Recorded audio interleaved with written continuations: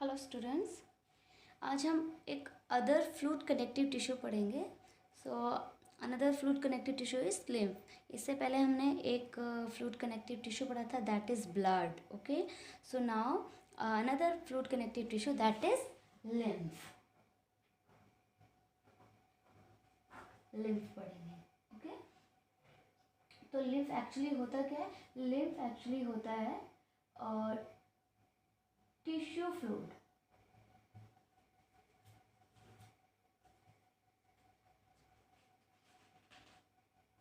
क्या होता है? टिश्यू फ्लूइड होता है. तो हमारी सेल और टिश्यू के बीच में एक लिक्विड होता है, कलरलेस लिक्विड होता है, दैट इज लिम्फ. तो एक्चुअली लिम्फ आता कैसा है, कैसे बनता है? तो देखेंगे. सपोज ये हमारी ब्लड कैपिलरीज है, ठीक है, ये ब्लड कैपिलरीज है. तो इस ब्लड कैपिलरीज में छोटे छोटे पोर्स होते हैं, ठीक है, छोटे छोटे पोर्स होते हैं, टीनी पोर्स. और इस पोर्स से, अब ये ब्लड कैपिलरी है तो इसमें क्या फ्लो कर रहा है? ब्लड फ्लो कर रहा है. तो इस पोर्स से ब्लड का कुछ लिक्विड पार्ट यहाँ से स्किप कर जाता है, बाहर निकल जाता है, लीक हो जाता है. ठीक है, तो आपको पता है ब्लड का जो लिक्विड पार्ट होता है दैट इज प्लाज्मा. तो प्लाज्मा का थोड़ा सा पार्ट इस पोर से बाहर आने लगता है कैपिलरीज से. ठीक है, तो प्लाज्मा का जो पार्ट है वो थोड़ा सा बाहर आने लगेगा, तो वही हमारा लिम्फ होता है. और इसी को हम क्या कहते हैं? टिश्यू फ्लूइड कहते हैं. सो ये जो ये स्किप कर गया that is part of plasma. ठीक है, contain protein and WBC. It leak out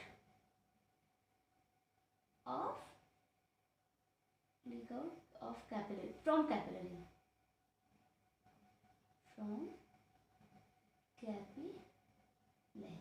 ठीक है, तो कैपिलरी से प्लाज्मा का कुछ पार्ट होता है वो बाहर आ जाता है इस पोर्स के थ्रू. और जब ये प्लाज्मा का ये जो पार्ट है, जब ये यहाँ से लीक होके बाहर आता है, तो एक्चुअली इसमें क्या होता है?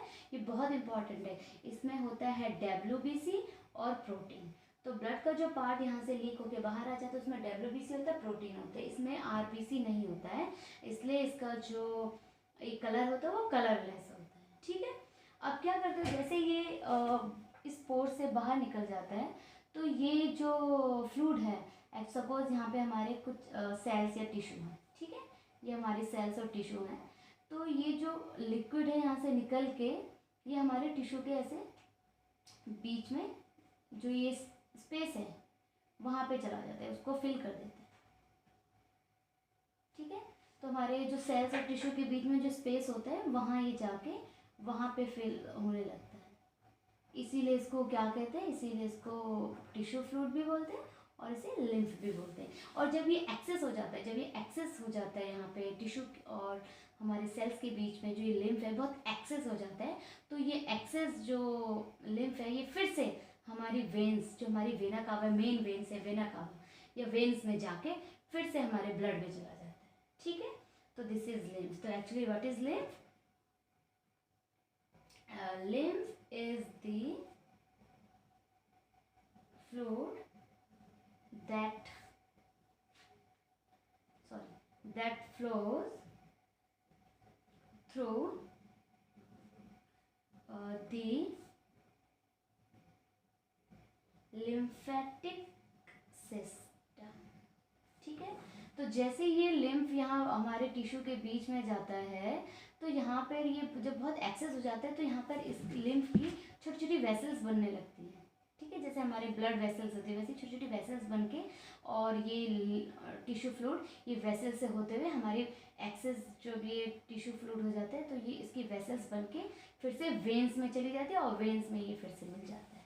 ठीक है, तो उसका जो अपना एक सिस्टम है दैट इज लिम्फेटिक सिस्टम, जहाँ पे लिम्फ फ्लो करता है, दैट इज लिम्फेटिक सिस्टम. ठीक है, now what is the function of lymph? Okay,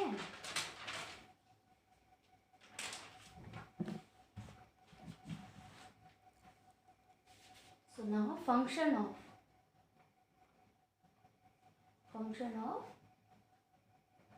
lymph.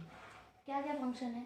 So first function, it helps in transportation of digested fat। बहुत इम्पॉर्टेंट इसका function है। आपको पता है डाइजेशन, जब हमने डाइजेस्टिव सिस्टम पढ़ा था तो आपको पता है जो हमारे फूड में फैट होता है, ठीक है, फैट डाइजेस्ट या fat breaks into fatty acid and glycerol.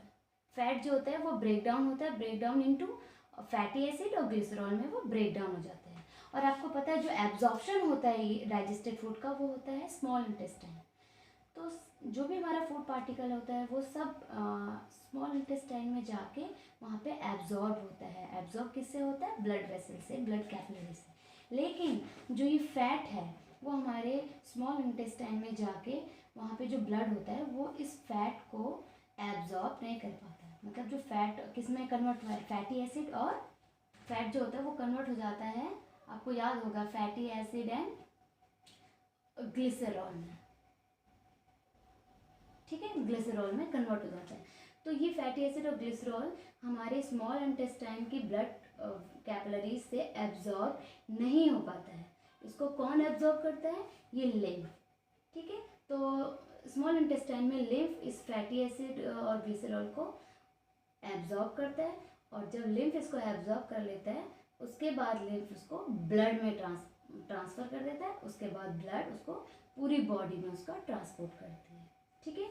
तो एक्चुअली जो डाइजेस्टेड फैट है उसका ट्रांसपोर्टेशन एक्चुअली कौन रिस्पॉन्सिबल होता है? लिम्फ होता है। Okay, second function is it drain out the access fluid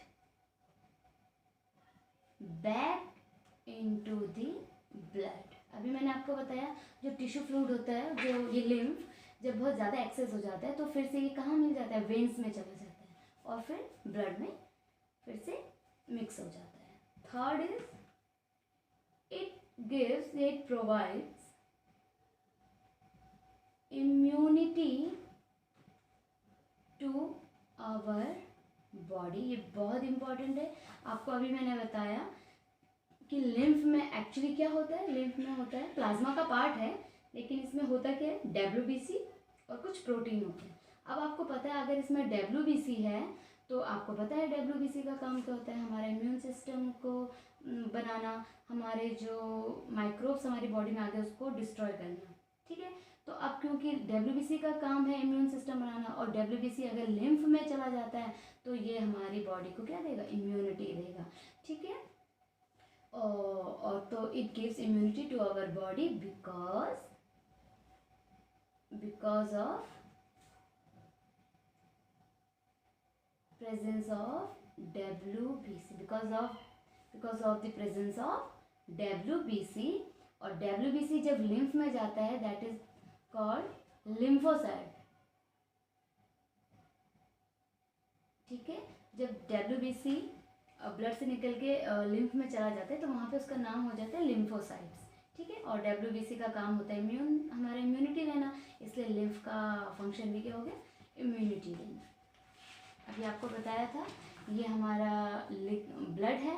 blood जब इस पोर से निकलता है तो ब्लड में जो प्लाज्मा है, लिक्विड पार्ट है, वो पार्ट हमारा लीक हो जाता है। प्लाज्मा का पार्ट एक्चुअली लीक होके बाहर आ जाता है, और इसमें क्या होता है? WBC protein. और यही पार्ट जो लीक होके बाहर आया है that is lymph, also called tissue fluid, क्योंकि वो टिश्यू और सेल्स के बीच में जाकर जो स्पेस है वहाँ पे फिल हो जाए। Okay, so this is all about lymph. Thank you.